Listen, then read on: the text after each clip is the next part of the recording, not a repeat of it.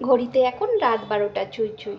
আর একটু পরেই পরের দিন পড়ে যাবে, পরের দিন পড়ে যাবে মানে বরের বার্থডে। তাই রাত্রেই সেলিব্রেশন করবো, তাই জন্য ফ্রিজ থেকে বের করে নিলাম কেকটা।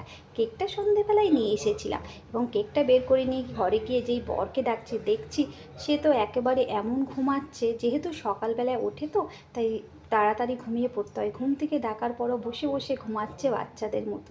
ডেকে তুললাম, তারপর কেকটাকে প্রথমে আনবক্সিং করে নিলাম। এরপর কেকটাকে রেডি করে বরের সামনে দিলাম কাটতে। আসলে আমরা দুজনে ছোট করে রাত্রে কেক কাটবো, বাকি সেলিব্রেশনটা কাল সবাইকে নিয়ে একসাথে হবে।